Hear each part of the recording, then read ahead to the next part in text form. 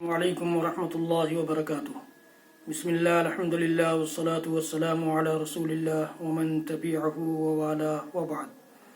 محترم ناظرین و سامعین، اسلامی بھائیوں، دوستوں، عزیزوں، ماؤں اور بہنوں، آؤ نبی کی نماز سیکھیں سیریز کے اس ویڈیو میں سجدے کے درمیان بیٹھنے اور دونوں سجدوں کے بعد بیٹھنے سے متعلق گفتگو ہوگی۔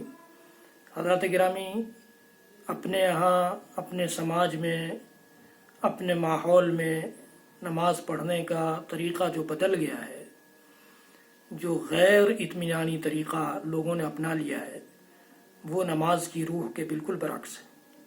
اللہ کے نبی صلی اللہ علیہ وسلم کی نماز دیکھنا ہے تو صحابہ سے پوچھئے کہ کہتے ہیں کہ ہم لوگ رکوع کے بعد اللہ کے نبی صلی اللہ علیہ وسلم کھڑے ہوتے تھے تو ہم لوگوں کو ایسا لگتا تھا کہ اب بھول گئے سجدہ کرنا۔ سجدے سے اٹھتے تھے اور جب بیٹھتے تھے دونوں سجدوں کے درمیان تو کہتے ہیں کہ ہمیں ایسا لگتا تھا کہ سجدہ کرنا بھول گئے۔ اللہ اکبر! اب تصور کیجئے کہ کیا وہ نماز تھی اور ہماری کیا نماز ہے۔ اللہ کے نبی صلی اللہ علیہ وسلم کی نماز جو تھی وہ کیسی تھی اور ہم کیسی نماز پڑھتے ہیں۔ انس رضی اللہ تعالیٰ عنہ کی روایت میں نے آپ کے سامنے پیش کی، جو صحیح مسلم کی روایت ہے کہ جب رکوع سے سر اٹھاتے تو اتنی دیر کھڑے رہتے کہ لوگ سمجھتے، مقتدی سمجھتے کہ بھول گئے آپ، اور سجدوں کے درمیان اتنی دیر بیٹھتے کہ مقتدی سمجھتے کہ شاید بھول گئے۔ تو یہ اطمینان والی چیز ہے نماز۔ سجدوں کے درمیان اطمینان، سجدوں سے اٹھنے کے درمیان اطمینان، دونوں سجدوں کے درمیان بیٹھنے میں اطمینان، رکوع کے بعد اطمینان، رکوع میں اطمینان، یہ سب اطمینان کی عبادت ہے۔ اللہ تعالیٰ کو بھی یہی عبادت پسند ہے، اسی لیے اللہ کے رسول صلی اللہ علیہ وسلم بھی ایسی ہی عبادت فرمایا کرتے تھے۔ دایاں پاؤں کھڑا کر کے اور بایاں پاؤں بچھا کر بیٹھا جائے دونوں سجدوں کے درمیان، سنن ابی داؤد کی روایت کے مطابق اور جامع ترمذی کی روایت کے مطابق۔ دونوں پاؤں کھڑے کر کے ان پر بیٹھنا بھی جائز ہے۔ دونوں پاؤں کو ہم کھڑا کر لیں، جیسے ایک پاؤں کھڑا رکھتے ہیں، دونوں پاؤں کو پر دونوں کولہا کو رکھ کر کے بیٹھ جائیں، یہ بھی اللہ کے نبی صلی اللہ علیہ وسلم کی سنت ہے۔ کبھی کبھار اس طرح بھی بیٹھنا چاہیے، یہ صحیح مسلم کی روایت ہے۔ اس کو ایقاع بولتے ہیں، اس میں شریعت کی اصطلاح میں یا فقہ کی اصطلاح میں۔ اور دعا کون سی پڑھی جائے؟ دونوں سجدوں کے درمیان عام طور سے لوگوں نے دعا کو ہی ختم کر دیا ہے۔ دونوں سجدوں کے درمیان اللہ کے نبی صلی اللہ علیہ وسلم دعا پڑھتے تھے، رب اغفر لی، رب اغفر لی، اے میرے رب مجھے بخش دے، اے میرے رب مجھے بخش دے۔ سنن ابی داؤد، سنن ابن ماجہ کی روایت ہے۔ یہ اس مقام پر امام ابو داؤد رحمۃ اللہ علیہ نے ایک اور دعا بھی ذکر کی ہے، اللہم اغفر لی وارحمنی وعافنی واہدنی وارزقنی۔ اللہم اغفر لی وارحمنی وعافنی واہدنی وارزقنی۔ یہ بھی علامہ البانی نے اس کو بھی حسن قرار دیا ہے۔ تو یہ دعا بھی پڑھ سکتے ہیں، اور صرف رب اغفر لی، رب اغفر لی جتنا موقع ملے۔ اپنی اکیلی نماز ہے تو اپنی مرضی کے مطابق جتنی بار چاہیں پڑھیں، اور اگر جماعت سے نماز پڑھ رہے ہیں، امام کے پیچھے نماز پڑھ رہے ہیں تو جتنا موقع ملے اتنی بار پڑھ لیں، رب اغفر لی، رب اغفر لی۔ ذہن میں رہے کہ اس کا مطلب ہوتا ہے کہ میرے رب مجھے بخش دے، میرے رب مجھے بخش دے، میرے رب مجھے بخش دے۔ بڑی عاجزی سے دو سجدوں کے درمیان بندہ درخواست کرتا ہے کہ یہ دونوں سجدے تیرے لیے تھے، تیری خوشنودی کے لیے تھے، ان دونوں کے سجدوں کے درمیان مجھے بخش دے۔ یہ اللہ کے نبی صلی اللہ علیہ وسلم کے دونوں سجدوں کے درمیان بیٹھنے کی کیفیت تھی۔ پھر دوسرا سجدہ کرنا ہے، دوسرا سجدہ اسی طرح سے کریں جیسا پہلا سجدہ ہم نے کیا ہے۔ اب دوسرے سجدے سے اٹھنے کے بعد اب باری آتی ہے دوسری رکعت کے لیے کھڑے ہونے کی، یا تیسری رکعت ہم نے پڑھی ہے تو چوتھی رکعت کے لیے کھڑے ہونے کی باری آتی ہے۔ تو اس میں کیسے کھڑا ہوا جائے؟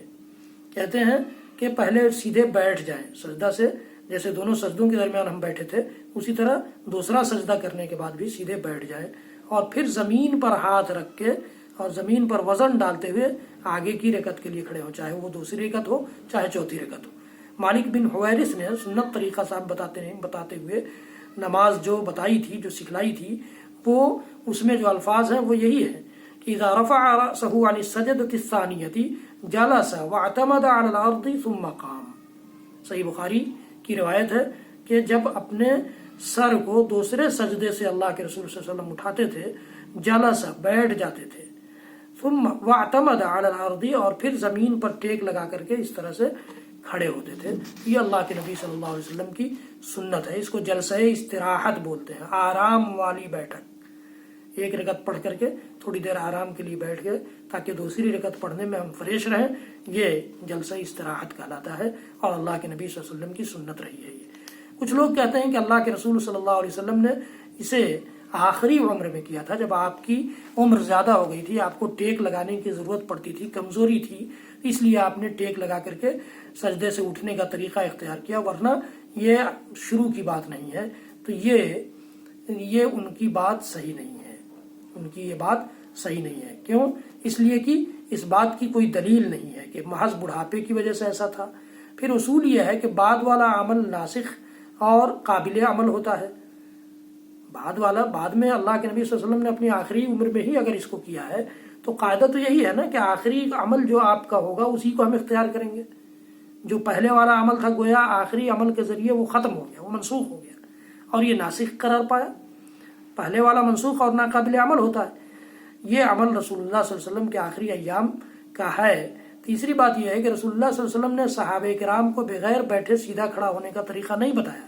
اس کے برعکس سیدنا مالک بن حویرث کو جو یہ حدیث بیان کرتے حکم دیا تم اس طرح نماز پڑھو اور سکھاؤ جس طرح تم نے مجھے دیکھا ہے, اور وہ سکھا رہے تھے. تو ظاہر ہے کہ یہ اس سے پتہ چلتا ہے کہ دوسری رکعت کے لیے جب اٹھنا ہو یا چوتھی رکعت کے لیے جب اٹھنا ہو تو سجدے سے اٹھ کر پہلے بیٹھ جائیں گے, جلسہ استراحت کر لیں گے, پھر کھڑے ہوں گے زمین پر ٹیک لگاتے ہوئے. دوسری رکعت سورہ فاتحہ سے پھر شروع کریں گے. اس میں دعا استفتاح نہیں پڑھنا ہے, یعنی ثنا نہیں پڑھنا ہے. ابو ہریرہ رضی اللہ تعالیٰ عنہ فرماتے ہیں کہ اللہ کے رسول صلی اللہ علیہ وسلم جب دوسری رکعت کے لیے کھڑے ہوتے تھے استفتح القراءۃ بالحمد للہ رب العالمین ولم یسکت, بغیر کسی خاموشی کے الحمدللہ رب العالمین سے قرأت شروع کرتے تھے. صحیح مسلم کی روایت. اللہ کے رسول صلی اللہ علیہ وسلم جب دوسری رکعت کے لیے کھڑے ہوتے تو الحمدللہ رب العالمین سے اپنی قرأت شروع کرتے. سورہ فاتحہ سے پہلے بسم اللہ پڑھ لیں, یہ ضروری ہے اس لیے کہ بسم اللہ سورت کا حصہ ہوتا ہے. باقی تمام رکعت اسی طریقے کے مطابق پڑھیں. ایک رکعت کا طریقہ جب معلوم ہو گیا تو باقی رکعتوں کو پڑھنا آسان ہو جائے گا. اسی طرح سے ساری رکعتوں کو پڑھنا ہے. اب بیچ میں مسئلہ پھنستا ہے تشہد کا, بات آتی ہے تشہد کی, تو انشاءاللہ العزیز آئندہ ویڈیو میں آپ تشہد جانیں گے, سیکھیں گے. رب العالمین ہم سب کو کہنے سننے سے زیادہ عمل کی توفیق دے. یوٹیوب پر شاہد اقبال سنابلی ٹائپ کریں گے تو آؤ نبی کی نماز سیکھیں کے ذریعے نماز سیکھ لیں گے. زکوٰۃ کے سیریز میں آپ زکوٰۃ کے احکام جان لیں گے, اور رمضان مبارک سیریز میں رمضان کے احکام جان لیں گے. اس ویڈیو کو زیادہ سے زیادہ لوگوں تک پہنچائیے. میرے چینل کو سبسکرائب کیجیے, بیل آئیکن ضرور دبائیے. رب العالمین ہم سب کی مدد فرمائے. وصلی اللہ تعالی علی نبینا محمد وعلی آلہ وصحبہ وسلم. سبحان ربک رب العزۃ عما یصفون وسلام علی المرسلین والحمد للہ رب العالمین. والسلام علیکم ورحمۃ اللہ وبرکاتہ.